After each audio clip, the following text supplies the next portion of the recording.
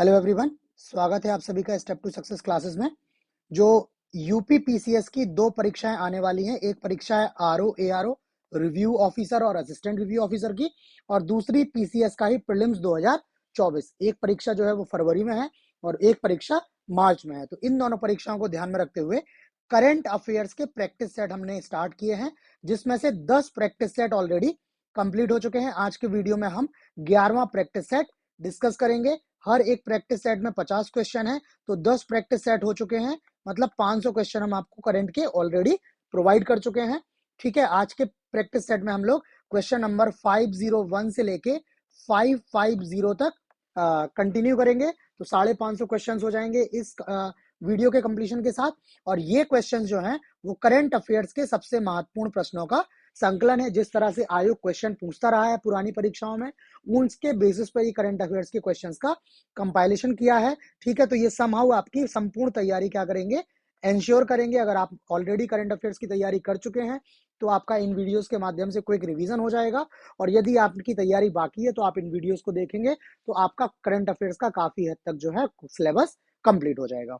इसके अलावा इन्हीं दो परीक्षाओं को ध्यान में रखते हुए यूपी स्पेशल के भी चैप्टर वाइज जो है वीडियोस अवेलेबल है, मल्टीपल चॉइस क्वेश्चंस के फॉर्म में है वो। इसके अलावा इंडियन पॉलिटी के भी एमसीक्यूज हैं चैप्टर वाइज अवेलेबल, और जनरल स्टडीज के भी कुछ प्रैक्टिस सेट यूट्यूब चैनल पर हमारे अवेलेबल हैं, आप इनको भी वहां से देख सकते हैं। ठीक है, तो स्टार्ट करते हैं अपने आज के वीडियो के पहले क्वेश्चन से, जो इस सीरीज का 501वां क्वेश्चन है। तो क्वेश्चन है, सिनेमा के क्षेत्र में भारत के सर्वोच्च फिल्म सम्मान दादा साहब फाल्के पुरस्कार 2021 से किसको सम्मानित किया जाएगा। भले ही पिछला वर्ष जो था वो 2023 था, बट जो पुरस्कार अनाउंस हुए वो वर्ष 2021 के लिए अनाउंस हुए हैं। ऑप्शंस हैं वहीदा रहमान, आशा पारेख, रजनीकांत और अमिताभ बच्चन। तो सही जवाब ऑप्शन ए, ये अभिनेत्री हैं वहीदा रहमान। इनको वर्ष 2021 के दादा साहब फाल्के पुरस्कार के लिए चुना गया, इनको सम्मानित किया गया है। ये कई फिल्मों जैसे प्यासा, कागज के फूल, चौधरी का चांद, साहेब बीबी और गुलाम, गाइड गाइड तो बहुत ही ज्यादा फेमस मूवी है, तो इन मूवीज में ये अपनी भूमिका दे चुकी हैं, प्रसिद्ध हैं उसके लिए। इसके अलावा इनको जो भारत के सर्वोच्च नागरिक सम्मानों में से एक है पद्मश्री, इनको वर्ष 1972 में मिला, और पद्म भूषण जो है इनको वर्ष 2011 में पद्म भूषण से भी इनको सम्मानित किया गया है। भारत का जो सर्वोच्च नागरिक पुरस्कार है आप लोग जानते हैं भारत रत्न है, उसके बाद पद्म विभूषण आता है, फिर पद्म भूषण और पद्म श्री। तो ये चौथा सर्वोच्च पुरस्कार और ये तीसरा सर्वोच्च नागरिक पुरस्कार। इसके अलावा आशा पारेख जी को वर्ष 2020 के लिए दादा साहब फाल्के पुरस्कार से सम्मानित किया गया था। ये एक एडिशनल फैक्ट है यहाँ पे, तो आपको दो पता लग गए, 2020 का और 2019 का। अगले क्वेश्चन पे चलते हैं। Times Higher Education THE world university ranking में पहले स्थान पर कौन सी यूनिवर्सिटी है। ऑप्शंस हैं Oxford university, Stanford university, Massachusetts Institute of Technology और भारतीय विज्ञान संस्थान बेंगलोर। तो सही जवाब इसका ऑप्शन ए, जो ऑक्सफोर्ड यूनिवर्सिटी है। ठीक है, इसको क्या है, दुनिया की सबसे श्रेष्ठ यूनिवर्सिटी या टॉप रैंकिंग यूनिवर्सिटी माना है टाइम्स हायर एजुकेशन ने। और अगर भारत की बात करें तो भारतीय विज्ञान संस्थान जो है IISc बेंगलोर, ये भारत में शीर्ष रैंकिंग वाला संस्थान है। ठीक है, और ये पहली बार 201 से 250 बैंड में आया। इनके बैंड होंगे, ये आपके लिए बहुत इंपॉर्टेंट नहीं है। ठीक है, बट इसमें क्या है, टाइम्स की जो रैंकिंग है उसमें भारतीय विज्ञान संस्थान टॉप रैंक पर रहा है। ठीक है, बाकी थोड़ी सी डिटेल और है, अगर आप इन डिटेल को लिखना चाहते हैं तो आप वीडियो को पॉज करके लिख सकते हैं। अदरवाइज आप ये हमारा टेलीग्राम का यूजर नेम और व्हाट्सएप का मोबाइल नंबर दिया हुआ है, ठीक है, व्हाट्सएप नंबर दिया हुआ है, आप इनके माध्यम से हमसे जुड़ के इन वीडियोस की जो क्वेश्चंस डिस्कस कर रहे हैं ये PDF आप हमसे ले सकते हैं। ठीक है, आप हमें मैसेज करके PDF के लिए बोल सकते हैं। अगला क्वेश्चन है, ICMR Indian council for medical research के एक अध्ययन के अनुसार भारतीयों का नमक का सेवन WHO मानक से कितने ग्राम अधिक है। 2 ग्राम, 3 ग्राम, 4 ग्राम और 5 ग्राम। तो इसका जो सही जवाब है ऑप्शन बी है। ये भारतीय जो हैं वो WHO का जो नमक का स्टैंडर्ड है उससे 3 ग्राम नमक अधिक खा रहे हैं। ठीक है, भारतीय जो हैं हर दिन 8 ग्राम नमक खाते हैं, प्रति व्यक्ति 8 ग्राम नमक खाते हैं, जबकि WHO का मानक जो है वो 5 ग्राम का है। ठीक है, ये Indian council of medical research ने बताया है। भारतीय 3 ग्राम नमक का अधिक सेवन करते हैं, जबकि पुरुषों का नमक का सेवन कितना है, 8.9 ग्राम है, और जो नौकरी पेशा लोग हैं वो 8.6 ग्राम नमक का सेवन करते हैं। महिलाओं में जो औसत खपत है वो 7.9 ग्राम प्रतिदिन की है, जबकि WHO बोलता है कि स्वस्थ जीवन के लिए प्रतिदिन 5 ग्राम नमक लेना चाहिए। ठीक है, तो भारतीय जो है वो थोड़ा सा अधिक नमक कंज्यूम कर रहे हैं। अगला क्वेश्चन है, T20 क्रिकेट में 300 रन बनाने वाली पहली टीम बन गई है। जो क्रिकेट का फॉर्मेट है T20, जिसमें 20 ओवर का मैच होता है, उसमें 300 रन पहली बार बनाए गए। आपको बताना है कौन सी टीम है जिसने 300 से अधिक रन बनाए हुए हैं। भारत, ऑस्ट्रेलिया, नेपाल और इंग्लैंड। तो सही जवाब ऑप्शन सी है। ये नेपाल की जो क्रिकेट टीम है वो 300 से अधिक रन बनाने वाली क्या है, T20 की पहली टीम बन गई है। इन्होंने किसके खिलाफ बनाया है, मंगोलिया के खिलाफ बनाया है। जो एशियन गेम्स हुए थे मेंस क्रिकेट के, उसमें इन्होंने मंगोलिया के खिलाफ कितने रन बनाए हैं, 314 रन बनाए हुए हैं। ठीक है, और इसके साथ एक रिकॉर्ड और बना है, एक जो खिलाड़ी हैं मल्ला, ठीक है, इन्होंने 34 गेंदों में शतक बनाया है, जो इस प्रारूप में सबसे तेज है। अभी तक शतक का 35 गेंदों का रिकॉर्ड था, इन्होंने एक गेंद कम लेकर 100 रन बनाए हुए हैं, शतक बनाए हुए हैं, तो ये सबसे तेज शतक भी इसका बन गया है। 2 रिकॉर्ड एक साथ बने हैं। अगला question, global innovation index 2023 ranking में भारत 132 अर्थव्यवस्थाओं में किस स्थान पर रहा है इनोवेशन में। ठीक है, ऑप्शन है 50वें, 45वें, 30वें और 40वें। सही जवाब इसका ऑप्शन डी है। जो ग्लोबल इनोवेशन इंडेक्स है इसमें भारत 40वें स्थान पर रहा है। ठीक है, ये जो इंडेक्स जारी किया है विश्व बौद्धिक संपदा संगठन, वीपो जिसको बोलते हैं, वर्ल्ड इंटेलेक्चुअल प्रॉपर्टी ऑर्गेनाइजेशन, इसने ये ग्लोबल इनोवेशन इंडेक्स जारी किया है, जिसमें भारत कितने स्थान पर रहा है, 40वें स्थान पर, जबकि स्विट्जरलैंड जो रहा है वो लगातार 13वें साल इस रैंकिंग में शीर्ष पर रहा है। ठीक है, नवाचार के उसमें इंडेक्स में स्विट्जरलैंड शीर्ष पर, जबकि स्वीडन और संयुक्त राज्य अमेरिका दूसरे और तीसरे स्थान पर, यूके चौथे स्थान पर और सिंगापुर 5वें स्थान पर। अगला क्वेश्चन है, महिला आरक्षण विधेयक को कौन से संविधान संशोधन अधिनियम के नाम से जाना जाएगा। ठीक है, ऑप्शन है 105वां संशोधन, 106वां संशोधन, 107वां संशोधन और 108वां संशोधन। तो सही जवाब इसका ऑप्शन बी है। ये जो महिला आरक्षण विधेयक है इसको जो है वो 106वां संशोधन अधिनियम कहा जाएगा। ठीक है, आप लोग ये देख लीजिए कि जब कोई विधेयक लोकसभा राज्यसभा में आता है तो उसको विधेयक बोलते हैं, और जब वो विधेयक कानून का रूप ले लेता है तो उसको अधिनियम बोला जाने लगता है। तो इस वजह से उनकी नंबरिंग में डिफरेंस होता है। ठीक है, तो हमने जो इसके पहले क्वेश्चन इसी टॉपिक पर डिस्कस किया था उसमें आपको नंबर कोई और दिखेगा। ठीक है, वो आया था 128वें संशोधन विधेयक के रूप में, और जो अधिनियम बना है ये 106वां अधिनियम बना है। इसके अलावा जो संविधान के 95 से लेकर 105 तक के संशोधन अधिनियम है, ये 10 अधिनियम जो है वो बहुत इंपॉर्टेंट होंगे आपके लिए, स्टैटिक जीके का क्वेश्चन बन सकते हैं। तो ये जो अधिनियम है ये आप देख लीजिए, अगर किसी को पता है इनके बारे में तो वीडियो में कमेंट करके भी हमें बता सकता है। तो ये जो विधेयक आया था ये 19 सितंबर को लोकसभा में 128वें संशोधन विधेयक के रूप में प्रस्तुत हुआ, 20 सितंबर को लोकसभा में स्वीकृत हुआ, 21 सितंबर को राज्यसभा में स्वीकृत हुआ और 29 सितंबर को महामहिम राष्ट्रपति की इस पर स्वीकृति आ गई, और स्वीकृति आने के साथ ही ये 106वां संशोधन अधिनियम के नाम से जाने लगा। ठीक है, इसको इसके अलावा नारी शक्ति वंदन अधिनियम भी कहा जाता है, जो क्या करेगा, लोकसभा राज्य विधानसभाओं के साथ साथ दिल्ली विधानसभा में महिलाओं को 33% आरक्षण प्रदान करेगा, जिसको महिला आरक्षण विधेयक कहा जा रहा है। अगला क्वेश्चन है, 28 सितंबर की आधिकारिक घोषणा के अनुसार किस राज्य सरकार ने 100% ओडीएफ प्लस कवरेज हासिल किया है। ओडीएफ मतलब ओपन डेफिकेशन फ्री, खुले में शौच से मुक्त। ऑप्शन है मध्य प्रदेश, गुजरात, महाराष्ट्र और उत्तर प्रदेश। तो सही जवाब इसका ऑप्शन डी है।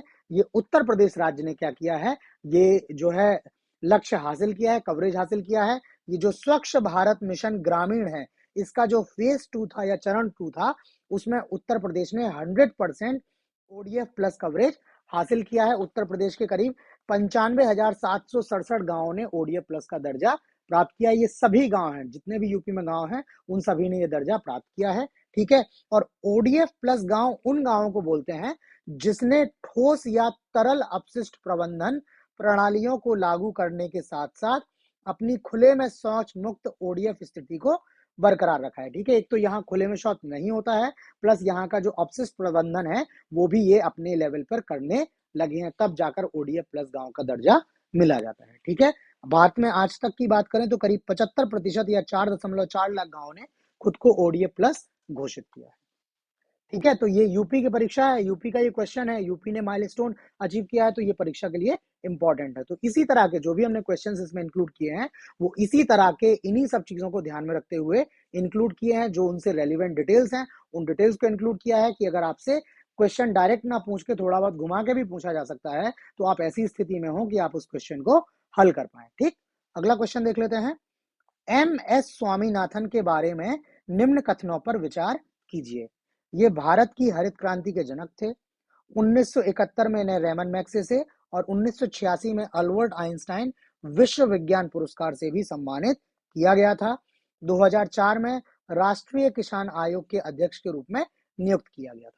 बताना है आपको इसमें कौन कौन से सही है। केवल एक सही है, एक और दो सही है, एक, दो और तीन सही है, या कोई भी सही नहीं है।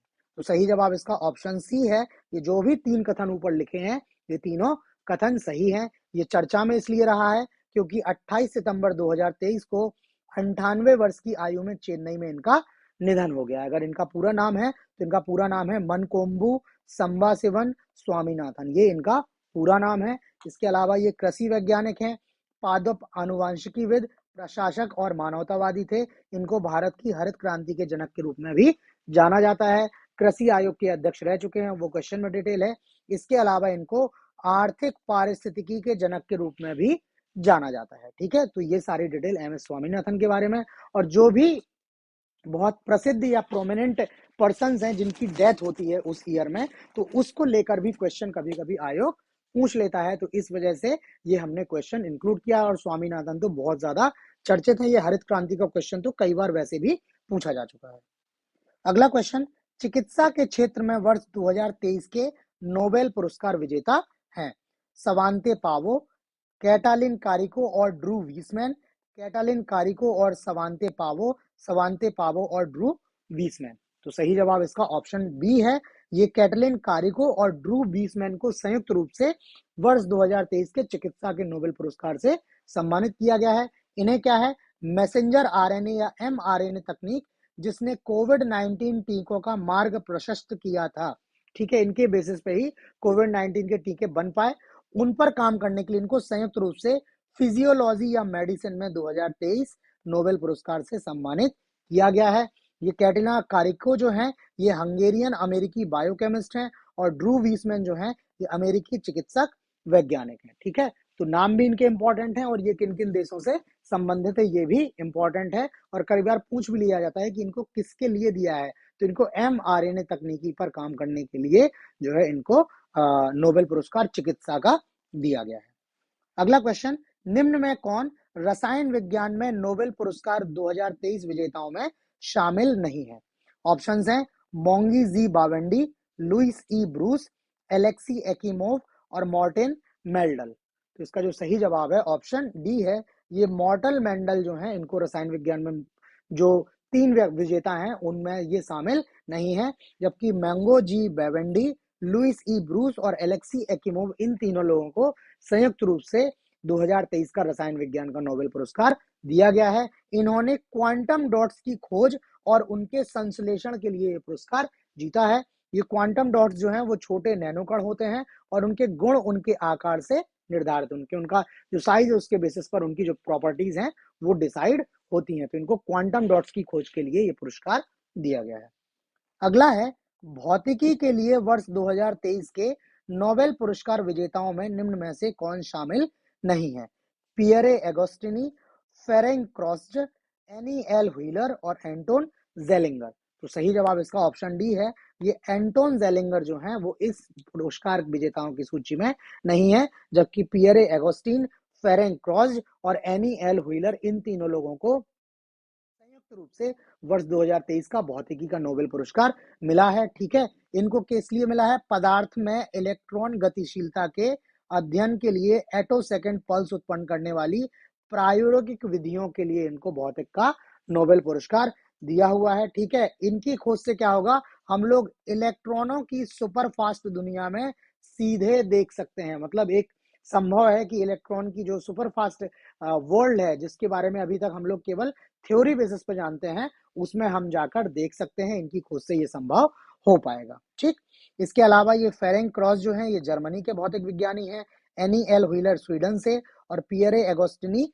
अमेरिका से संबंधित हैं। बाकी और जो डिटेल इस क्वेश्चन में लिखी है, अगर वो आप पढ़ना चाहते हैं तो आप या तो वीडियो पॉज करके उनको लिख लें, या आप हमें टेलीग्राम और व्हाट्सएप के माध्यम से जुड़ के इनकी पीडीएफ ले सकते हैं। इन पीडीएफ में भी ये सारा कुछ एज इट इज अवेलेबल है। ये सारी पीडीएफ जो है वो मोबाइल फ्रेंडली है, आप मोबाइल पे इजीली इनके साथ पढ़ाई कर सकते हैं। ठीक है, ऐसा नहीं है कि आपको फॉन्ट वगैरह छोटा दिखाई देगा, आप इजीली मोबाइल पे बिना जूम वगैरह किए भी इनको अच्छे से देख सकते हैं। ठीक है, नेक्स्ट क्वेश्चन है, साहित्य के लिए 2023 का नोबेल पुरस्कार किसको मिला है? जॉन फॉसे, मैंगो जी बवेंडी, टोनी मॉरिसन और अर्नेस्ट हेमिंगवे। तो सही जवाब ऑप्शन ए है, ये जॉन फॉसे हैं। इनको वर्ष 2023 का साहित्य का नोबेल पुरस्कार दिया गया है।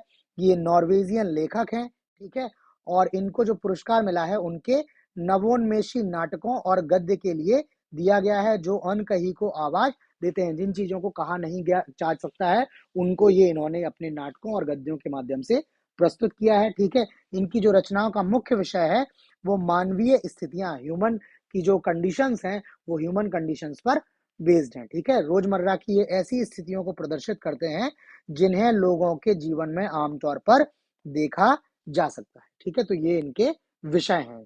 ठीक है, अगला क्वेश्चन है, वर्ष 2023 के नोबेल शांति पुरस्कार से सम्मानित होने वाली नरगिस मोहम्मदी किस देश से संबंधित है? ऑप्शंस हैं अफगानिस्तान, ईरान, इराक और सीरिया। तो सही जवाब ऑप्शन बी है, ये ईरान की एक मानवाधिकार कार्यकर्ता हैं नरगिस मोहम्मदी, जिनको वर्ष 2023 के नोबेल शांति पुरस्कार से सम्मानित किया है। इन्होंने ईरान में महिलाओं के उत्पीड़न के खिलाफ लड़ाई और सभी के लिए मानवाधिकारों और स्वतंत्रता को बढ़ावा देने की उनकी लड़ाई के लिए सम्मानित किया गया है। ये वर्तमान में जो है ईरान की एक जेल में बंद है। इनको गिरफ्तार किया गया था। गिरफ्तार करने के बाद इनको 5 बार दोषी ठहराया गया है और कुल 31 साल जेल और 154 करोड़ की सजा ईरान सरकार द्वारा सुनाई गई। इनको शांति के नोबेल पुरस्कार से सम्मानित किया गया है। ठीक है, तो इस तरह से हाँ, अभी एक नोबेल और है। वर्ष 2023 का अर्थशास्त्र का नोबेल पुरस्कार किसने जीता है? ऑप्शंस हैं क्लाउडिया गोल्डन, मैंगो जी बवेंडी, मोंगी जी बवेंडी, लुइस ई ब्रूस और एलेक्सी एकिमोव। तो सही जवाब ऑप्शन ए है, ये क्लाउडिया गोल्डन है। इनको वर्ष 2023 के अर्थशास्त्र के नोबेल पुरस्कार से सम्मानित किया गया है। ये हार्वर्ड विश्वविद्यालय जो अमेरिका में स्थित है उसकी प्रोफेसर हैं, और इन्होंने महिलाओं के श्रम बाजार के परिणामों के बारे में हमारी समझ को उन्नत करने के लिए इनको प्रयास मिला है। इनके जो प्रयास हैं कि महिलाओं का जो है श्रम बाजार के परिणामों में क्या समझ है हमारी, उसको विकसित करने में बताया हुआ है। इन्होंने बोला हुआ है कि श्रम बाजार में महिलाओं की भूमिका को समझना समाज के लिए महत्वपूर्ण है, ताकि महिलाओं के जो योगदान है उसको पहचाना जा सके और वो किस तरह से और ज्यादा पॉजिटिवली और अच्छे से कंट्रीब्यूट कर सकती हैं, उसके लिए मार्ग प्रशस्त किया जा सके। तो इसके लिए क्लाउडिया गोल्डन को ये पुरस्कार दिया गया है। ठीक है, तो इसके साथ ही जो 2023 के नोबेल पुरस्कार हैं, वो नोबेल पुरस्कार से रिलेटेड जितनी भी डिटेल है वो कंप्लीट हो गई हैं। एडिशनली अगर आप लोग पढ़ना चाहें तो यहाँ देख सकते हैं कि ये नोबेल पुरस्कार किसके द्वारा दिया जाता है, इसकी पुरस्कार राशि कितनी है, और एक पुरस्कार जो है वो किसी अन्य संस्थान द्वारा दिया जाता है। तो उस संस्थान का भी नाम देख लीजिएगा, कौन से पुरस्कार को किसी अन्य संस्थान द्वारा दिया जाता है, वो सारी आप चीजें देख लीजिएगा। तो नोबेल का आपका कोई भी क्वेश्चन आता है, चाहे स्टैटिक जीके का हो, चाहे करंट अफेयर्स का हो, आपका क्वेश्चन गलत नहीं होगा। अगला क्वेश्चन है, उत्तर प्रदेश सरकार ने 2 अक्टूबर 2023 को किन 2 जिलों से हर घर सौर अभियान की शुरुआत की है? ऑप्शंस हैं आगरा और वाराणसी, लखनऊ और प्रयागराज, गोरखपुर और वाराणसी, लखनऊ और वाराणसी। तो सही जवाब ऑप्शन डी है, ये लखनऊ और वाराणसी जिलों से उत्तर प्रदेश सरकार ने हर घर सौर अभियान शिविर की शुरुआत की है। इसका जो उद्देश्य है वो है लोगों को सौर ऊर्जा के उपयोग के लिए प्रोत्साहित करना। इसके लिए यह अभियान शुरू किया गया है। और अगर उत्तर प्रदेश की सौर ऊर्जा नीति 2022 की बात करें तो उद्देश्य है कि आवासीय और वाणिज्यिक सुविधाओं में 6000 मेगावाट सौर छत संयंत्र स्थापना, सोलर रूफटॉप जो सिस्टम्स हैं उनकी स्थापना का लक्ष्य जो है इन्होंने तय किया है। जो सौर ऊर्जा नीति 2022 है, ये उत्तर प्रदेश की केवल नीति है। ठीक है, अगला क्वेश्चन, किस राज्य में पहला पॉलीथीन बैंक स्थापित किया गया है? उत्तराखंड, हिमाचल प्रदेश, पंजाब और हरियाणा। तो सही जवाब इसका ऑप्शन ए उत्तराखंड है। कि उत्तराखंड में देश का पहला पॉलीथीन बैंक जो पॉलीथीन बैंक है स्थापित किया गया है। ठीक है, इसमें क्या किया जाएगा, 3 रुपए प्रति किलो के हिसाब से ये पॉलीथीन कचरे को क्या करेंगे, खरीद लेंगे। ठीक है, जो पॉलीथीन फिर एकत्र होंगी बैंक में, इसको आगे भेजा जाएगा जिससे टाइल्स, बोर्ड, गमले आदि सजावटी सामान का निर्माण हो सकता है। ठीक है, और इनका जो लक्ष्य है वो है कि हर माह लगभग 70 टन और अधिकतम 100 टन तक पॉलीथीन कचरे को खरीदने का इनका लक्ष्य है कि लगभग हर माह हम लोग इतना ये जो है कचरा खरीद लेंगे। अगला क्वेश्चन, राष्ट्रीय डॉल्फिन दिवस कब मनाया जाता है? 3 अक्टूबर, 4 अक्टूबर, 5 अक्टूबर और 6 अक्टूबर। तो सही जवाब ऑप्शन सी, प्रतिवर्ष 5 अक्टूबर को राष्ट्रीय डॉल्फिन दिवस के रूप में जो है आयोजित किया जाता है।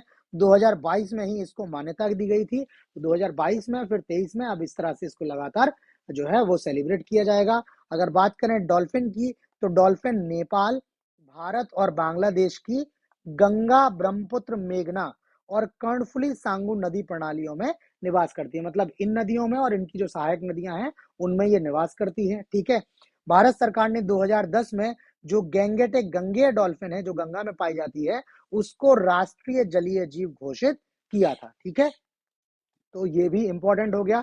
ठीक, और इसके अलावा जो वन्य जीव संरक्षण अधिनियम 1972 है उसकी अनुसूची 1 में इसको अत्यधिक लुप्त प्राय के रूप में मान्यता दी है। ठीक है, तो ये राष्ट्रीय जलीय जीव भी है। ठीक है, उसके बाद इसको क्या है, ये लुप्त प्राय भी है, तो इस वजह से ये क्वेश्चन इंपॉर्टेंट हो जाता है। प्लस इसका उत्तर प्रदेश की दृष्टि से भी कुछ महत्व है।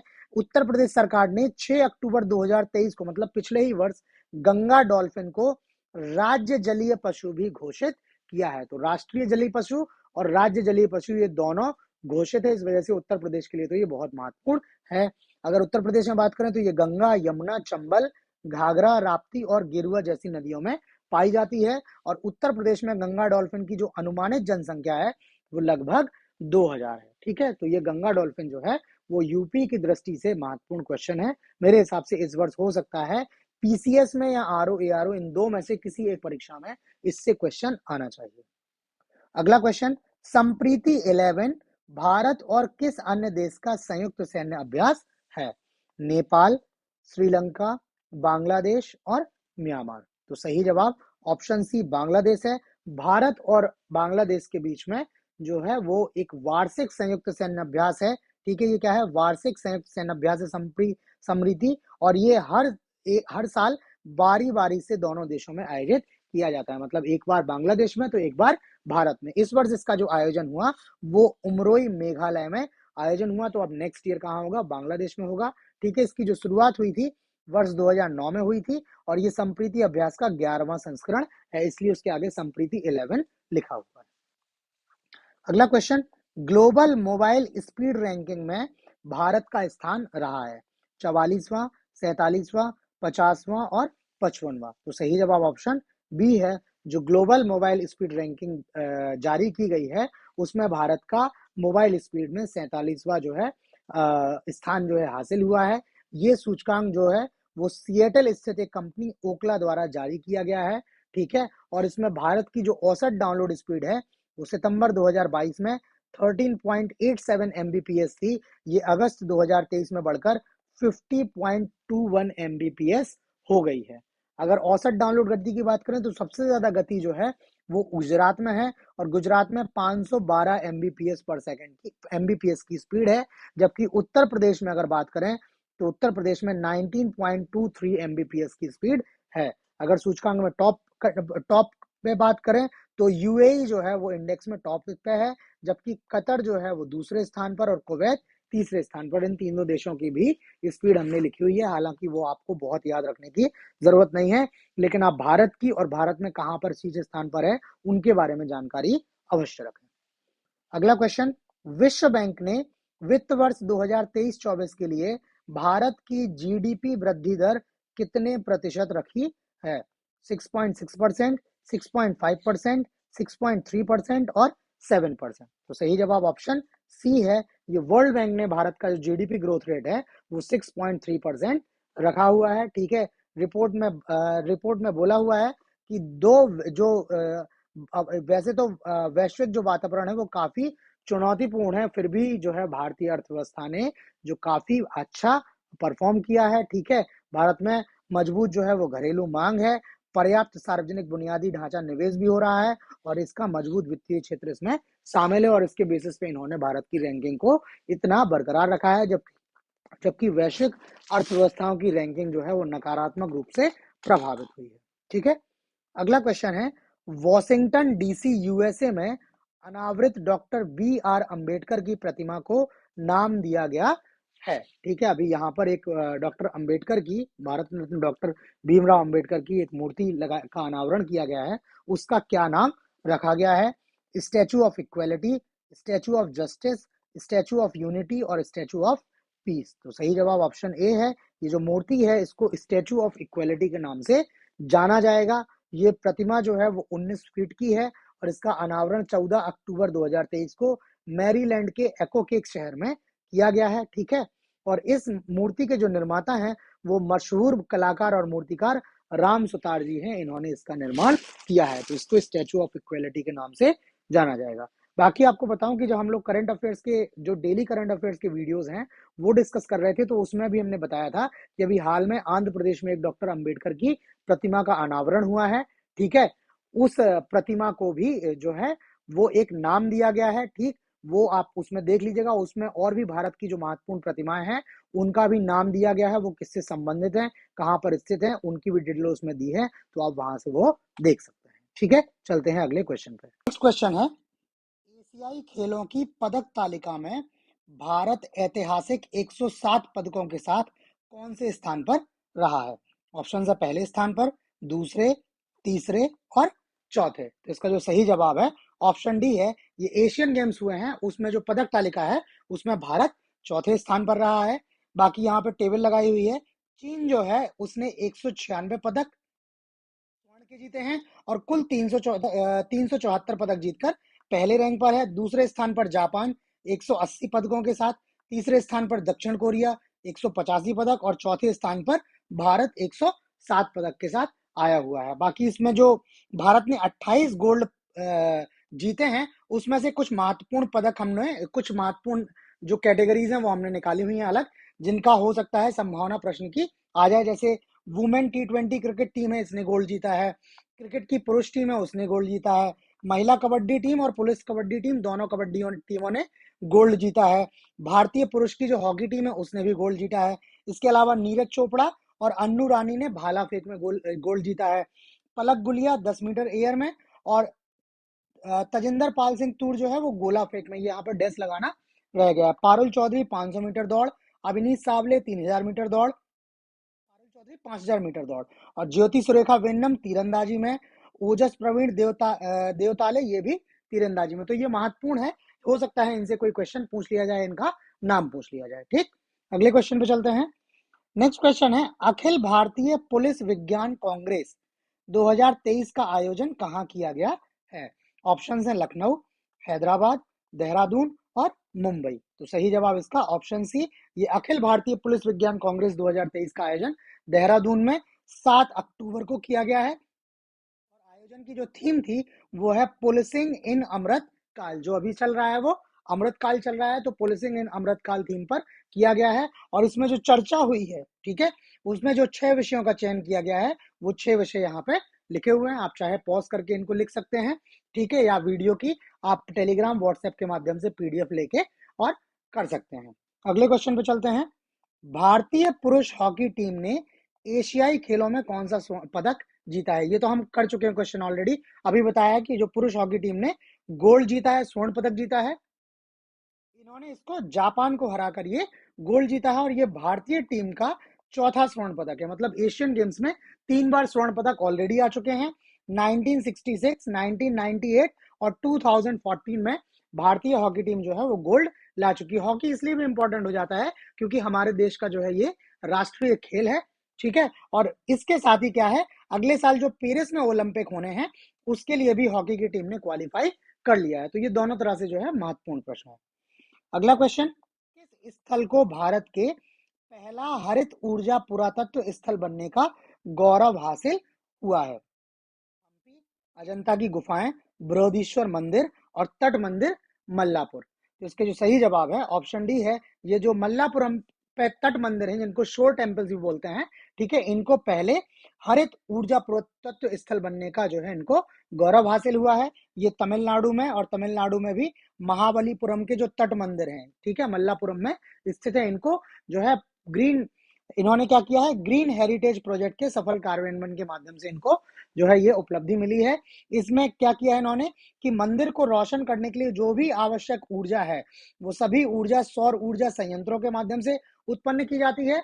इसके अलावा मंदिरों में एक रिवर्स ऑस्मोसिस संयंत्र लगा है, उससे बिजली भी मिलती है और आगंतुकों को स्वच्छ पेयजल की आपूर्ति भी सुनिश्चित होती है। तो इसके क्रियान्वयन की वजह से इनको ये दर्जा मिला हुआ है। थोड़ी सी डिटेल यहाँ पर तट मंदिर या शोर टेम्पल्स के बारे में है। 1984 में महाबलीपुरम में स्मारकों के समूह के हिस्से के रूप में यूनेस्को विश्व धरोहर स्थल इनको घोषित किया गया है। ये तट मंदिर जो है वो यूनेस्को की विश्व धरोहर सूची में शामिल है। दक्षिण भारत के सबसे पुराने मंदिरों में से हैं और इनका मंदिरों का निर्माण पल्लवन राजा राजसिम्हा या नरसिम्हा वर्मन द्वितीय के शासनकाल के दौरान किया गया था। ठीक, अगला क्वेश्चन देख लेते हैं। 16वीं कृषि विज्ञान कांग्रेस ASC का आयोजन कहाँ किया गया है?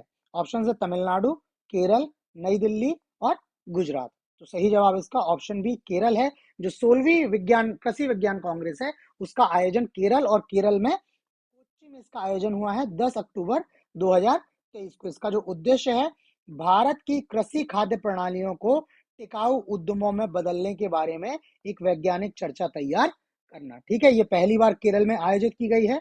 ठीक है, और ये जो आयोजन है वो राष्ट्रीय कृषि विज्ञान अकादमी जो है जिसको NAAS बोलते हैं, ठीक है, उसके द्वारा इसका आयोजन किया जाता है, national academy on agricultural sciences. ठीक, नेक्स्ट क्वेश्चन है, सरकार द्वारा अनुसूचित जाति के छात्रों के आवासीय शिक्षा के लिए कौन सी योजना चलाई गई है? ऑप्शन है संकल्प योजना, स्ट्राइव योजना, स्माइल योजना और श्रेष्ठ योजना। तो सही जवाब ऑप्शन डी है। सरकार ने अनुसूचित जाति के छात्रों के लिए की आवासीय शिक्षा के लिए एक श्रेष्ठ योजना चलाई हुई है।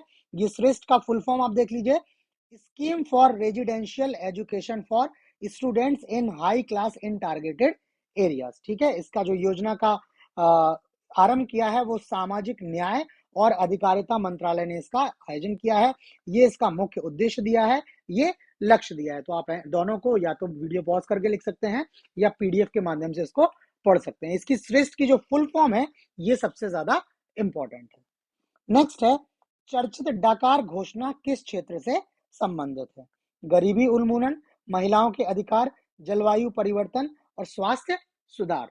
तो इसका जो सही जवाब है वो ऑप्शन सी है। ये डकार योजना जो है या डाकर जो योजना है ये जलवायु परिवर्तन से संबंधित है। एक्चुअल में हुआ क्या, दुनिया के जो 46 सबसे कम विकसित देश हैं, LDC, लीस्ट डेवलप्ड कंट्रीज, ठीक है, उनके मंत्रियों ने जलवायु परिवर्तन 2023 पर एक संयुक्त डाकार घोषणा पत्र जारी किया है। ठीक है, ये इन्होंने घोषणा पत्र किस लिए जारी किया है, ताकि जो 28वां कॉन्फ्रेंस ऑफ पार्टीज COP28 होना है उसके लिए ये अपनी अपेक्षाओं और प्राथमिकताओं को रेखांकित कर सकें। ठीक है, एग्जैक्टली ये बता सकें COP के ड्यूरिंग कि इनका क्या टारगेट है, क्या इनका लक्ष्य है, क्या ये जो है वो दुनिया से चाहते हैं। ठीक है, ये COP28 का जो आयोजन हुआ है वो 30 नवंबर से 12 दिसंबर 2023 तक दुबई UAE में इसका आयोजन हुआ है।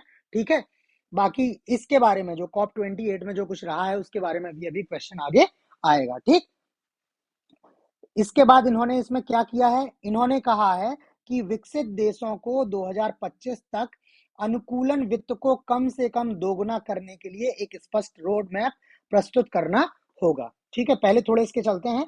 एक्चुअल में LDC जो हैं, जो लीस्ट डेवलप्ड कंट्रीज हैं, उनकी जो हिस्सेदारी है वैश्विक आबादी वो है 14%। ठीक है, लेकिन जीवाश्म ईंधन और औद्योगिक प्रक्रियाओं से होने वाले उत्सर्जन में उनकी हिस्सेदारी केवल 1% है। मतलब वो ये बोल रहे हैं कि भले ही हमारी जनसंख्या अधिक है, किंतु हमारा जो प्रदूषण में योगदान है वो सबसे ज्यादा कम है। और इसके लिए हमें क्या चाहिए है, इसके लिए हमें बाकी हम फिर भी अपनी टेक्नोलॉजी को एडवांस करके इसमें और कमी ला सकते हैं, लेकिन आपको इसके लिए हमें क्या करना पड़ेगा, अनुकूलन वित्त मुहैया कराना पड़ेगा।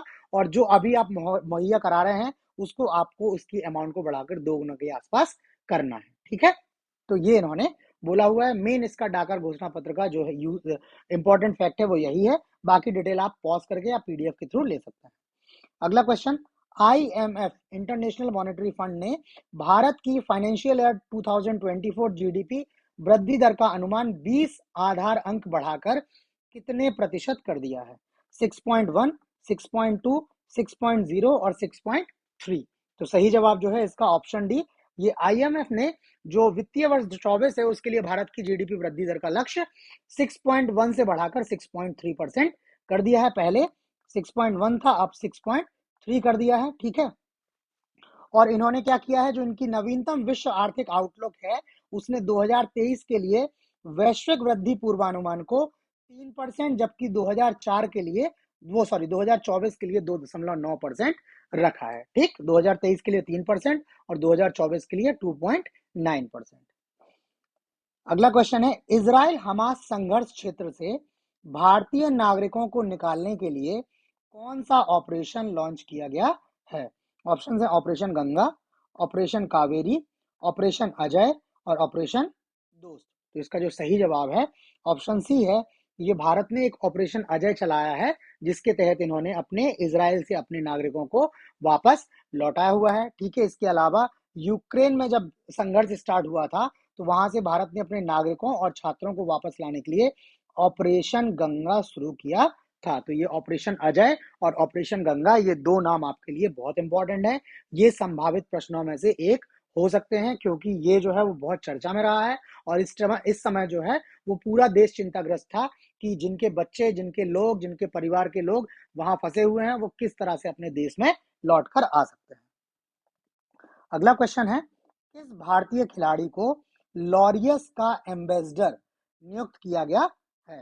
ऑप्शन है युवराज सिंह, नीरज चोपड़ा, कपिल देव और विश्वनाथ आनंद। तो सही जवाब ऑप्शन सी, ये जेवलिन थ्रोअर या भाला फेंक खिलाड़ी नीरज चोपड़ा को लॉरियस का एम्बेसडर नियुक्त किया गया है। ये लॉरियस जो है एक ग्लोबल ऑर्गेनाइजेशन, वैश्विक संगठन है जो खेलों की उत्कृष्टता को स्वीकारता है और बच्चों और युवाओं के जीवन को बदलने के लिए खेल की शक्ति के महत्व को समझता है। ये बताता है कि खेल जो है वो युवाओं और बच्चों के जीवन को बहुत पॉजिटिवली इफेक्ट करता है, इम्पैक्ट करता है उनके जीवन में, और उनके प्रति जो भेदभाव है उसको काफी हद तक ये रोकने में, कम करने में सहायता कर सकता है। ठीक, इसके अलावा अगर ये जो है स्पोर्ट्स से संबंधित है और ये पुरस्कार भी देता है कुछ, जिसमें इनकी दो इंपॉर्टेंट कैटेगरीज हैं। एक Laureus world sportsman of the year, ठीक है, ये वर्ष 2023 के लिए लियोनस मेसी को दिया गया है, अर्जेंटीना की खिलाड़ी हैं। और sports women of the year का जो पुरस्कार है वो शैली एंड फ्रेजर प्राइस को दिया गया है, ये जमैका की खिलाड़ी हैं। ठीक है, तो ये भी हो सकता है आपसे पूछ लिया जाए। अगला क्वेश्चन, अंतरराष्ट्रीय ओलंपिक समिति, इंटरनेशनल ओलंपिक कमेटी ने किस वर्ष से T20 क्रिकेट को ओलंपिक खेलों में शामिल करने का प्रस्ताव स्वीकार कर लिया है? 2026, 2027, 2028 और 2029। तो सही जवाब ऑप्शन सी है। वर्ष 2028 में जो ओलंपिक खेलों का आयोजन होगा उसमें T20 क्रिकेट को भी खेल के रूप में शामिल किया जाएगा ओलंपिक खेलों की। ये घोषणा जो है वो ओआईसी के अध्यक्ष हैं थॉमस बाक, इन्होंने 13 अक्टूबर को की हुई है। ठीक है, इसके अलावा इन्होंने बेसबॉल या softball, flag football, squash, lacrosse और T20 क्रिकेट को 5 नए खेलों के रूप में शामिल कर लिया है। मतलब T20 क्रिकेट भी आया है और इसके अलावा 4 और खेल आए हैं। तो ये चारों अन्य खेलों के नाम भी महत्वपूर्ण है। बाकी T20 तो महत्वपूर्ण है ही क्योंकि इस समय क्रिकेट का सबसे लोकप्रिय फॉर्मेट जो है T20 क्रिकेट है। ठीक, वर्ष 2028 में जो ओलंपिकों का आयोजन होना है वो लॉस एंजलिस, संयुक्त राज्य अमेरिका में आयोजन किया जाना है, जबकि 2024 मतलब जो इस वर्ष ओलंपिक होने वाले हैं वो पेरिस, फ्रांस में आयोजित होने हैं। अगला क्वेश्चन, भारत और किस देश के बीच अक्टूबर 2023 को एक फेरी सर्विस शुरू हुई है? मॉरिशस, मलेशिया, सिंगापुर और श्रीलंका। तो सही जवाब ऑप्शन डी है। भारत और श्रीलंका के बीच में एक फेरी सर्विस स्टार्ट हुई है, ठीक है। ये फेरी सर्विस 14 अक्टूबर 2023 को नागपट्टिनम से कांके संथुराई तक शुरू हुई है। ये भारत का नागपट्टिनम और श्रीलंका का कांके संथुराई है, इनके बीच में ये फेरी सर्विस स्टार्ट हुई है। इसके अलावा एक तलाई मन्नार और रामेश्वरम के लिए भी सेवा जल्द शुरू होने वाली है। ये नागापट्टिनम जो बंदरगाह है, इसके माध्यम से भारत, श्रीलंका और सिंगापुर के बीच व्यापार बढ़ा है। इस कोस्ट के माध्यम से काफी हद तक व्यापार इन दो देशों के साथ भारत का होता है। अगला क्वेश्चन है, 32वां सरस्वती सम्मान से किस लेखक को सम्मानित किया गया है? ज्ञान चतुर्वेदी, शिव शंकरी, डॉक्टर माधव हाड़ा, दामोदर मोजो। सही जवाब ऑप्शन बी, ये शिव शंकरी जी हैं, इनको 32वें सरस्वती सम्मान से सम्मानित किया गया है, ठीक है। ये 32वां जो है, इनको, ये तमिल लेखिका है और इनका जो संस्मरण है सूर्य वंशम, ठीक है, वंशम जो इन्होंने है, ये तमिल भाषा में लिखा गया है, इसके लिए इनको इस पुरस्कार से सम्मानित किया गया है, ठीक। बाकी इस वर्ष के जो कुछ महत्वपूर्ण पुरस्कार हैं, उनकी भी डिटेल हमने लिखी है। 2022 का व्यास सम्मान 32वां, ये ज्ञान चतुर्वेदी जी को मिला है, इनकी रचना का नाम है पागल खाना। 32वां बिहारी पुरस्कार डॉक्टर माधव हाड़ा को मिला है, इनकी कृति का नाम है पचरंग चोल पहर सखीरे, ठीक है। 2022 का बोकर पुरस्कार जो है, ये सेहान करुणा तिलका को मिला हुआ है, इनके उपन्यास का नाम है the seven moons of Maali Almeida, ठीक है। और जो 2022 57वां ज्ञानपीठ पुरस्कार है, दामोदर मोजो को मिला हुआ है और ये कोंकणी भाषा के लेखक हैं। तो ये थोड़ी सी डिटेल जो और पुरस्कार हैं आ सकते हैं, मैंने आपको पहले भी बताया हुआ है, बार बार बता रहे हैं कि ये क्वेश्चन और इनकी डिटेल इस तरह से डिजाइन की है कि आपको मैक्सिमम डेटा बहुत छोटे से स्पेस में प्रोवाइड किया जा सके और वैसा डेटा हो जो एक्चुअल में बहुत इंपॉर्टेंट है और जिनसे प्रश्न आने की पूरी संभावना है, ठीक है। तो ये 5-6 पुरस्कार जो हैं, ये बहुत इंपॉर्टेंट पुरस्कार जो होते हैं, प्रतिवर्ष दिए जाते हैं, उनकी लिस्ट है और पुरस्कार पूछे जाएंगे तो उस कैटेगरी के ये सबसे जो है वो इंपॉर्टेंट क्वेश्चन है। अगला क्वेश्चन, सरकार ने निम्न में से किन दो सार्वजनिक क्षेत्र के उपक्रमों सीपीएसई को नवरत्न का दर्जा दिया है? भारत इलेक्ट्रॉनिक्स और राइट्स, राष्ट्रीय इस्पात निगम और राइट्स, इरकॉन इंटरनेशनल और राइट्स, राष्ट्रीय इस्पात निगम और इनकॉर्ड वो इरकॉन इंटरनेशनल। तो सही जवाब ऑप्शन सी है, ये इरकॉन इंटरनेशनल और राइट्स को जो है वो नवरत्न का दर्जा दिया गया है, ठीक है। इरकॉन जो है वो 15वां नवरत्न बना हुआ है, जबकि राइट्स जो है वो 16वां नवरत्न बना है। ये दोनों जो सीपीएसई हैं, रेल मंत्रालय के अधीन कार्य करती हैं, ठीक है। जिसमें इरकॉन इंटरनेशनल की स्थापना 1976 में, जबकि राइट्स का गठन 1974 में हुआ था, ठीक है। और ये दोनों जो हैं वो रेल मंत्रालय के अधीन कार्य करते हैं, ठीक। अब इसमें एक क्वेश्चन आपके लिए स्टैटिक जीके का बनता है कि नवरत्न का दर्जा किन कंपनियों को मिलता है, ठीक है, उसके क्या क्या क्राइटेरिया हैं। 3 है मिनी रत्न, नवरत्न जो है वो उसमें नवरत्न, मिनी रत्न और महारत्न 3 शामिल होते हैं, ठीक है। तो पहले मिनी रत्न मिलता है, फिर वो नवरत्न मिलता है, फिर महारत्न मिलता है। तो आपको इनके पता होने चाहिए कि क्या क्या क्राइटेरिया है, और महारत्न कंपनियां जो है वो सबसे इंपॉर्टेंट है। तो जितनी भी महारत्न कंपनियां हैं उनका सीक्वेंस आपको पता होना चाहिए कि कौन कौन सी कंपनी महारत्न में है। तो ये डिटेल आप देख लीजिएगा अलग से। नेक्स्ट है, चर्चा में रहा और बॉल्टी बॉय भारत है हम क्या है? सीबीएसई का नया आदर्श वाक्य, 1 से 5 तक के बच्चों के खेलों की थीम, G20 के समापन पर प्रस्तुत वाक्य और एक एनिमेटेड श्रृंखला या एनिमेटेड सीरीज। तो सही जवाब ऑप्शन डी है, ये एक एनिमेटेड सीरीज है, श्रृंखला है, जिसमें कुल 52 एपिसोड हैं, जिनमें 1500 से 1947 तक के भारतीय स्वतंत्रता संग्राम की कहानियां शामिल हैं। इनको कहानियों के माध्यम से जो कंपाइलेशन किया गया है, प्रस्तुत किया गया है, ताकि युवा पीढ़ी जो है वो उन लोगों की कहानियों से प्रेरित हो, ठीक है, जिन्होंने क्या किया है, जिनके प्रयासों ने आधुनिक भारत को आकार दिया है, जिन्होंने भारत को आजादी दिलाई है, जो लगातार संघर्ष रहे हैं भारत की स्वाधीनता की रक्षा के लिए, भारत की संस्कृति की रक्षा के लिए। तो वैसे लोगों के बारे में युवा पीढ़ी को जानकारी दी जा सके, ताकि युवा पीढ़ी उनसे प्रेरणा ले सके।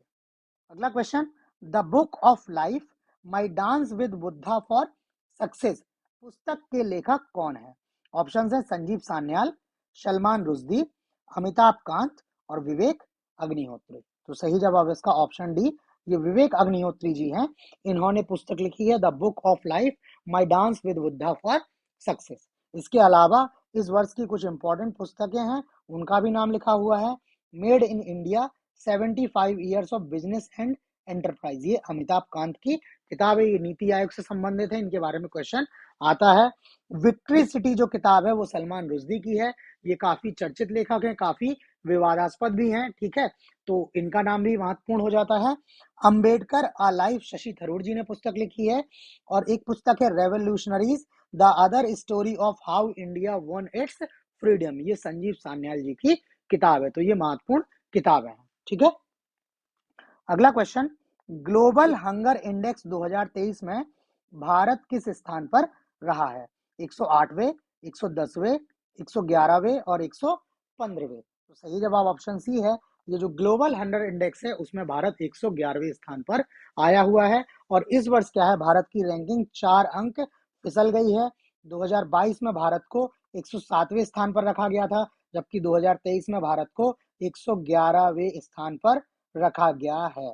और चौंकाने वाली बात यह है कि भारत के जो पड़ोसी देश हैं, पाकिस्तान, बांग्लादेश, नेपाल और श्रीलंका, इनको हंगर इंडेक्स में भारत से अच्छा दर्जा दिया हुआ है। जबकि आप सभी लोग देख रहे हैं, लगातार रिपोर्टें आती हैं कि पाकिस्तान में किस तरह से फूड इन्फ्लेशन है, किस तरह से वहां पर खाद्य पदार्थों की कमी है, कीमतों में कितनी ज्यादा बढ़ोतरी है, ठीक है। उसके बाद भी जब भारत को इस तरह की रैंकिंग दी जाती है तो भारत द्वारा इन रैंकिंगों को जो है राजनीति प्रेरित बताना जब किया जाता है ऐसा, तो इसमें कोई भी आश्चर्यचकित करने वाली बात नहीं है, ठीक है। और इस वर्ष तो काफी ऐसी घटनाएं हुई हैं जिसमें जो ग्लोबल रैंकिंग एजेंसीज हैं उन्होंने भारत की रैंकिंग को कमतर दिखाया, जबकि कुछ ऐसे संस्थानों की रैंकिंग बहुत अच्छी दिखाई जो कुछ ही दिन बाद कोलैप्स भी कर गए, ठीक है। जैसे एक बैंक था, उसकी रेटिंग काफी अच्छी दी गई और वो विद इन 3-4 डेज वो बैंक पूरी तरह से बैंकरप्ट हो गया, इंसॉल्वेंट हो गया, स्टिल उसको अच्छी रैंकिंग दी है। तो इस तरह से समझ में आता है कि ये रैंकिंग्स जो हैं वो बहुत ज्यादा आप नहीं बोल सकते हो कि फेयर हैं, इनमें कुछ ना कुछ प्रॉब्लम होती है और इसी वजह से भारत क्या है, इनको लेकर अपना कंसर्न दिखाता रहता है। स्टिल जो डेटा है, डेटा के अकॉर्डिंग भारत को 111वें स्थान पर रखा गया है। तो अगर क्वेश्चन आता है तो आपको जवाब यही लगाना होगा, ठीक है। अगला क्वेश्चन है, चर्चित चुनावी बॉन्ड या इलेक्शन बॉन्ड्स या इलेक्टोरल बॉन्ड्स भी बोलते हैं, योजना की घोषणा किस वर्ष के बजट के दौरान की गई थी? 2015, 2016, 2017 और 2018। इसका जो सही जवाब है ऑप्शन सी है। वर्ष 2017 के बजट में तत्कालीन जो वित्त मंत्री थे श्री अरुण जेटली, अभी तो मृत्यु हो गई है अरुण जेटली की, उन्होंने 2017 के बजट सत्र के दौरान चुनावी बॉन्ड या इलेक्टोरल बॉन्ड्स की घोषणा की हुई थी, ठीक है। बाकी इन बॉन्ड्स के बारे में थोड़ी सी डिटेल है, वो आप डिटेल ऐसे पढ़ सकते हैं, पीडीएफ के माध्यम से ले सकते हैं, बट ये वर्ष जो है वो 2017 इंपॉर्टेंट है, इसलिए हम इसको डिस्कस कर लिया है। नेक्स्ट है, डेनियल नोबोआ किस देश के राष्ट्रपति चुने गए हैं? इक्वाडोर, ब्राजील, पराग्वे और क्यूबा। सही जवाब है ऑप्शन ए, ये डेनियल नोबोआ जो है वो इक्वाडोर के राष्ट्रपति चुने गए हैं और ये इक्वाडोर के अब तक के सबसे कम उम्र के राष्ट्रपति चुने गए हैं, ठीक है। इसके अलावा 3 और देश, ब्राजील के राष्ट्रपति हैं लूला डी सिल्वा, पराग्वे के राष्ट्रपति हैं सैंटियागो पेना और क्यूबा के राष्ट्रपति हैं मिगुएल डियाज कैनेल। ये लोग भी जो हैं इस वर्ष नियुक्ति, वर्ष 2023 में इनकी नियुक्ति हुई है, इनका चयन हुआ है। अगला क्वेश्चन, सरकार की हाल में चर्चित वन नेशन वन आईडी योजना किस क्षेत्र से संबंधित है?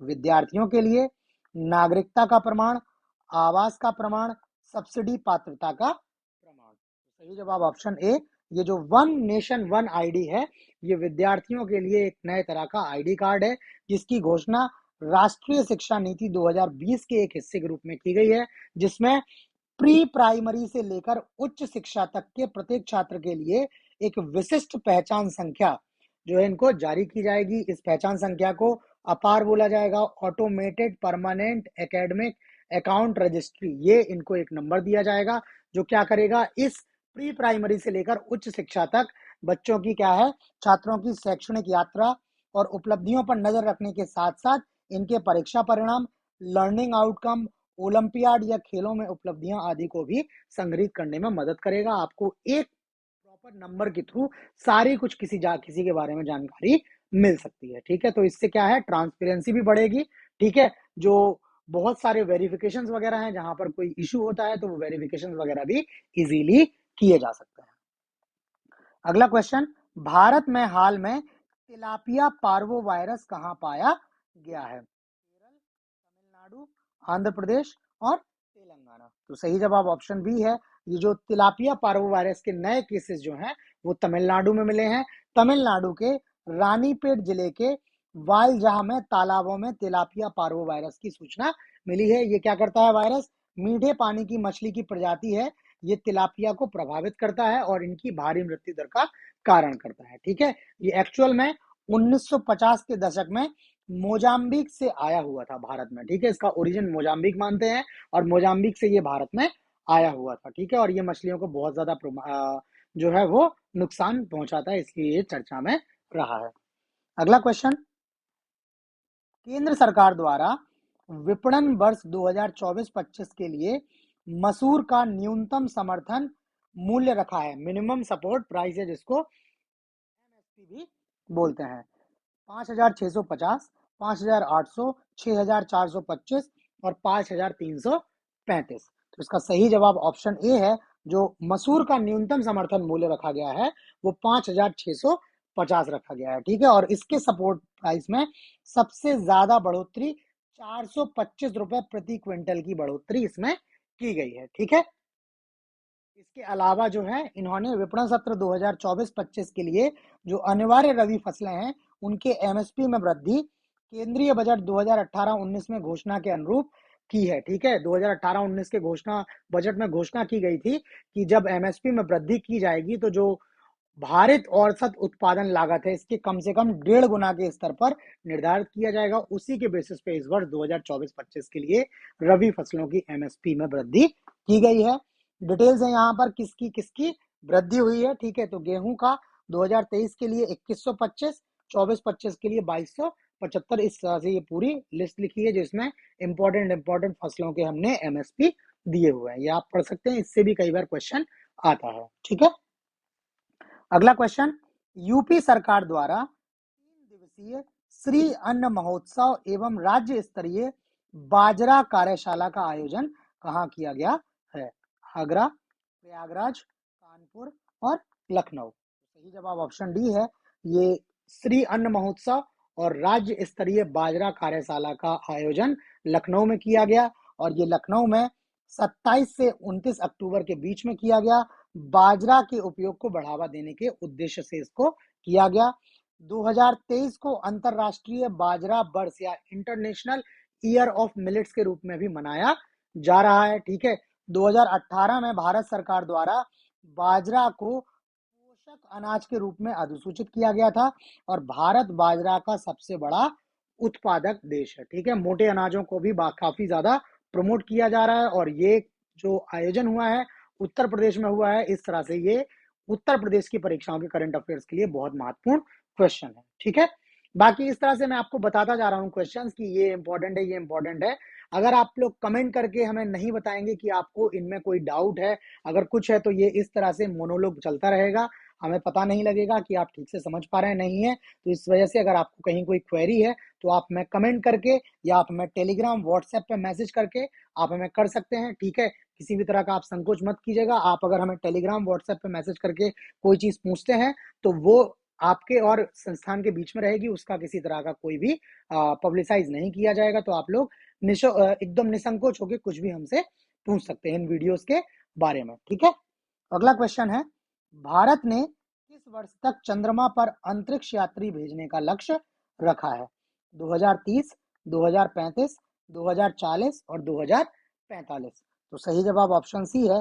भारत ने वर्ष 2040 तक अंतरिक्ष यात्री, चंद्रमा पर अंतरिक्ष यात्री भेजने का लक्ष्य रखा है। ये जो भारत का मिशन गगनयान है, गगनयान की जो प्रगति प्रोग्रेस की समीक्षा बैठक हो रही थी, समीक्षा मीटिंग हो रही थी, उसके दौरान प्रधानमंत्री नरेंद्र मोदी ने घोषणा की है कि 2040 तक हमें चंद्रमा पर अंतरिक्ष यात्री भेजना है और 2035 तक एक अंतरिक्ष स्टेशन स्थापित करना है, ठीक है, एक स्पेस स्टेशन 2035 तक, और चंद्रमा पर अंतरिक्ष यात्री 2040 तक भेजने का महत्वाकांक्षी लक्ष्य इन्होंने निर्धारित किया है। अगला क्वेश्चन, संगठित साइबर अपराध का भांडाफोड़ करने के लिए निम्न में से किसके द्वारा राष्ट्रव्यापी ऑपरेशन चक्र 2 शुरू किया गया है? ऑप्शन है आईबी, सीबीआई, ईडी और एनआईए। इसका जो सही जवाब है ऑप्शन बी, ये ऑपरेशन चक्र 2 सीबीआई द्वारा शुरू किया गया है, ठीक है। इन्होंने 19 अक्टूबर को ये ऑपरेशन शुरू किया है और देश में कुल 76 स्थानों पर इन्होंने छापेमारी की है, ठीक है। इसका जो उद्देश्य है, भारत में संगठित साइबर सक्षम वित्तीय अपराध, ठीक है, ऑर्गेनाइज जो फाइनेंशियल क्राइम्स हैं, ठीक है, जो साइबर बेस्ड फाइनेंशियल क्राइम्स हैं, उनके बुनियादी ढांचे, उनका जो बेसिक इंफ्रास्ट्रक्चर है, उसका मुकाबला करना और उन्हें नष्ट करना। किस तरह से ये अपराध किए जा रहे हैं, उसमें जो भी इंफ्रास्ट्रक्चर यूज हो रहा है, उसको इनको मुकाबला करना है और उसको नष्ट करना है, ताकि लोगों के अगेंस्ट में जो है इस तरह के साइबर वित्तीय अपराध ना हो सके। नेक्स्ट क्वेश्चन है, बंगारू आदिलगर जिनका हाल में निधन हो गया है, इतिहासकार, अर्थशास्त्री, आध्यात्मिक नेता और लेखक। सही जवाब इसका ऑप्शन सी, ये बंगारू आदिलगर जो हैं, ये एक स्पिरिचुअल लीडर या आध्यात्मिक नेता थे। इनका 19 अक्टूबर को, ठीक है, चेन्नई के पास मेलमारुवथूर में स्थित उनके आवास पर निधन हो गया है। इनको अम्मा उपनाम से, या अम्मा, लोकप्रिय नाम इनका अम्मा था, इस नाम से इनको जाना जाता है। इन्होंने जो शक्ति मंदिर हैं, जो माँ दुर्गा जिनको शक्ति का प्रतीक मानते हैं, उन मंदिरों के गर्भगृह में महिलाओं के प्रवेश का मार्ग प्रशस्त करने जैसे क्रांतिकारी सुधार लाए। इन्होंने आदि पराशक्ति सिद्ध पीठम, देवी पार्वती जी का जो मंदिर है, ये आध्यात्मिक आंदोलन की स्थापना की, ठीक है। इसे मेल मारुथुर मंदिर के नाम से भी जाना जाता है, ठीक है। इनके भक्त जो हैं, इन्हें अम्मा नाम से या माँ के रूप में पूछते थे, जो शक्ति पूजा के प्रतीक के रूप में लाल कपड़े का इस्तेमाल करते थे। इनके भक्त जो हैं वो लाल कपड़े का इस्तेमाल भी करते हैं। तो इनकी जो है मृत्यु हुई। अगला क्वेश्चन, पीएम मोदी द्वारा भारत की पहली क्षेत्रीय rail, regional rail rapid x का उद्घाटन कहां से किया गया? गाजियाबाद, गुलधर, साहिबाबाद और दुहाई। इसका सही जवाब ऑप्शन सी है। ये माननीय प्रधानमंत्री नरेंद्र मोदी जी द्वारा जो पहला देश का क्षेत्रीय रेल रैपिड एक्स है, इसका उद्घाटन साहिबाबाद से किया गया।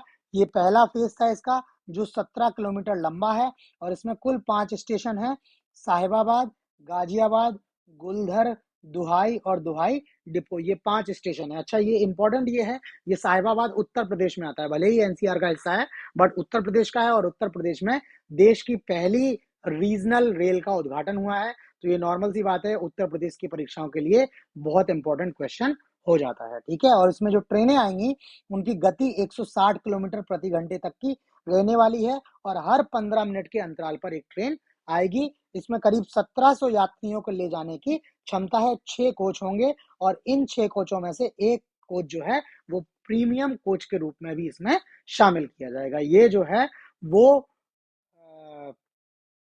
परिवहन की दिशा में एक क्रांतिकारी कदम है भारत सरकार का, ठीक है। और ये सफल हो, मतलब अभी ये चल रहा है तो काफी अच्छे से चल रहा है, ठीक है। इसका विस्तार भी अभी होना है।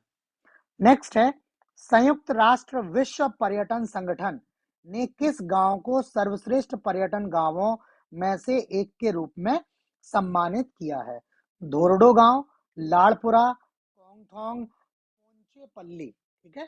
सही जवाब है इसका ऑप्शन ए, जो धोरडो गांव है, इसको सर्वश्रेष्ठ पर्यटन गांवों के में से एक के रूप में संयुक्त राष्ट्र विश्व पर्यटन संगठन द्वारा जो है पुरस्कृत किया गया है, ठीक है। किस लिए सम्मान जो इनको मिला है? ये टिकाऊ और जिम्मेदार पर्यटन में गांव के अनुकरणीय योगदान हेतु ये इनको दिया है।